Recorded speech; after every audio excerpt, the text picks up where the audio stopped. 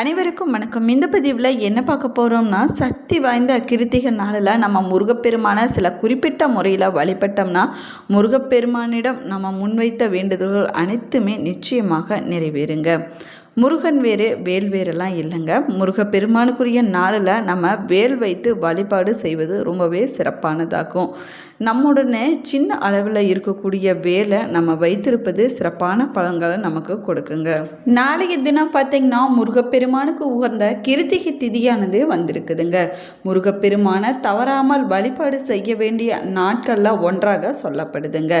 இன்று மாலை உங்களுடைய வீட்டிலேயே விளக்கு ஏற்றி வைத்துவிட்டு இந்த மந்திரத்தை சொன்னால் நீங்கள் வேண்டியது நிச்சயமாக நடக்குங்க. கேட்டதை கொடுக்கக்கூடிய எளிமையான மந்திரத்தையும் எளிமையான வழிபாட்டையும் தான் நம்ம இந்த பதிவில் பார்க்க போகிறோம்.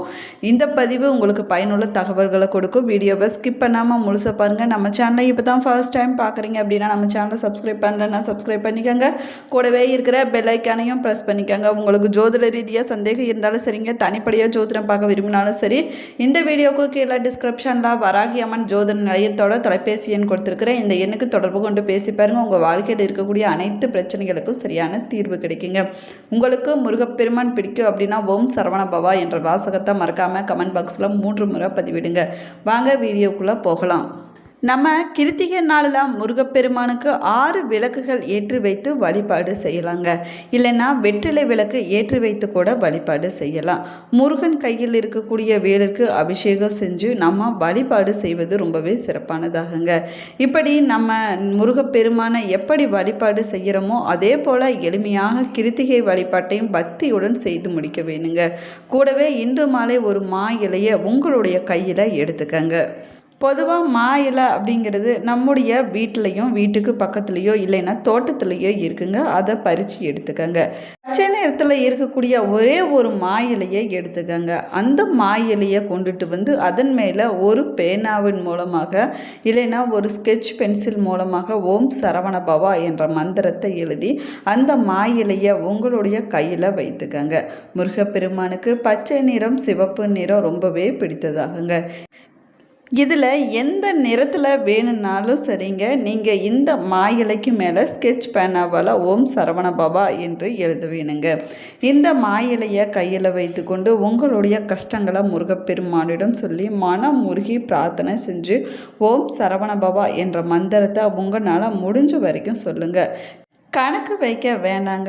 5 நிமிடம் இல்லைன்னா 10 நிமிடம் என்ற நேரத்தை முடிவு செஞ்சு கொண்டு முருகப்பெருமானிடம் முன்னாடி அமர்ந்து எனக்கு இந்த நல்லது கட்டாயம் தேவை என்றால் அந்த தேவையை அடம் பிடித்து கேட்டாலும் தவறு கிடையாதுங்க.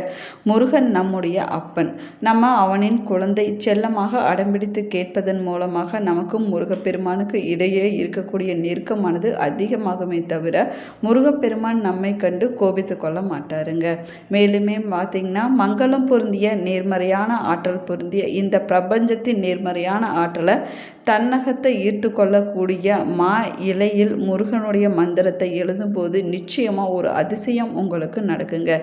நம்பிக்கையோடு இந்த ஒரு வழிபாட்டை செஞ்சு பாருங்க. இந்த வழிபாடு முடிந்தவுடன் மா இலையை முருகப்பெருமான் இப்போ உருவப்படத்துக்கு முன்னாடி நீங்கள் வைத்து விட வேணுங்க. மா இலை நன்றாக காய்ந்த பிறகு அதை எடுத்து செடி கொடிகளுக்கு கீழே போட்டு விட வேணுங்க. அதில் தவறு ஒன்றும் கிடையாதுங்க. முருகப்பெருமானே உணர்ந்து உள்ள முருக யார் ஒருவர் என்று சரவணபவ மந்திரத்தை உச்சரிக்கிறாரோ அவருக்கு முருகப்பெருமானுடைய அருளும் ஆசையும் நிச்சயமாக கிடைக்குங்க. தமிழ் கடவுளான முருகப்பெருமானுக்கு கிழமைகளில் செவ்வாய்க்கிழமையும் திதிகளில் சஷ்டி நட்சத்திரங்களில் கிருத்திகை ரொம்பவே சிறப்பு வாய்ந்ததாகுங்க. இந்த நாளில் முருகப்பெருமானை வழிபடுவதால் முருகப்பெருமானுடைய பரிபூர்ண அருளையும் நம்முடைய வாழ்க்கையில் இருக்கக்கூடிய அனைத்து விதமான நலன்களையும் நம்மளால் பெற முடியுங்க. சஷ்டி விரதத்தை போல கிருத்திகை விரதமும் துன்பங்களை போக்கக்கூடிய ஒரு சிறப்பான விரத வழிபாட்டு முறையாகுங்க. மேலுமே பார்த்தீங்க அப்படின்னா சிவபெருமானின் நெற்றிக்கண்ணிலிருந்து தோன்றிய 6 தீப்பொறிகளிலிருந்து முருகப்பெருமான் தோன்றினார் அப்படின்னும் சொல்லப்படுது. இந்த 6 குழந்தைகளையும் பார்த்து கார்த்திகை பெண்கள் 6 பேர் வளர்த்தாங்களாமாங்க.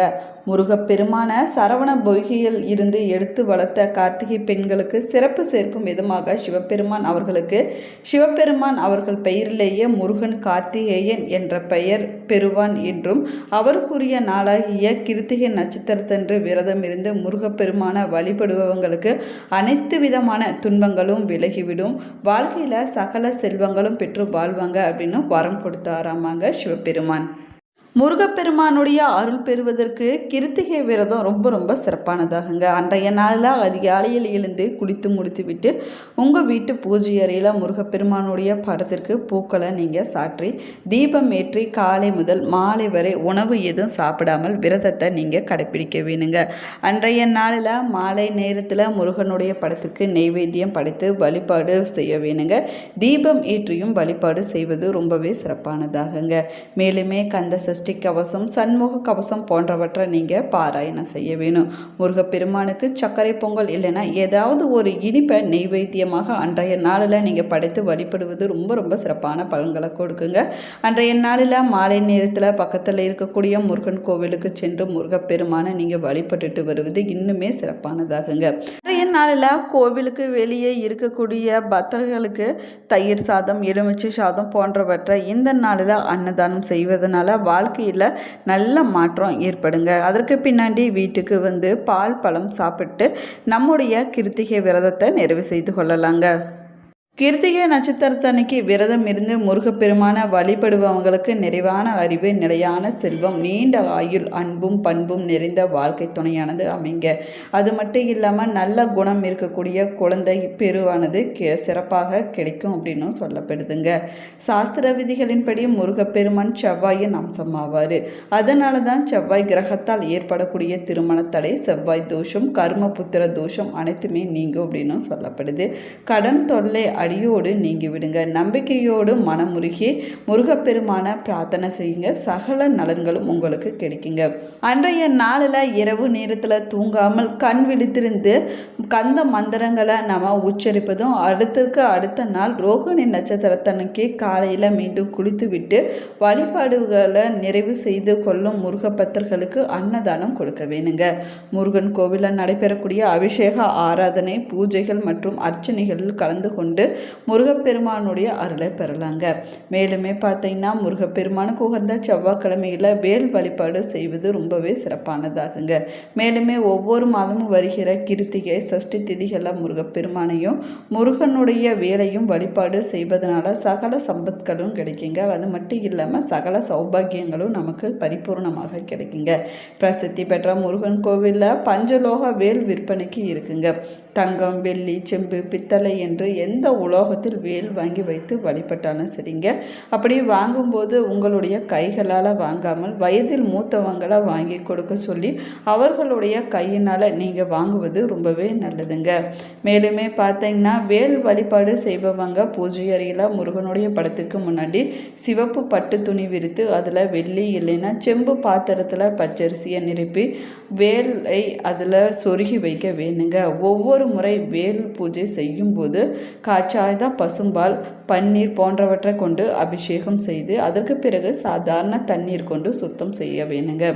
வேல் விருத்தம் பாடலை பாடிக்கொண்டு பூஜை செய்வது இரட்டிப்பு பலன்களை கொடுக்குங்க.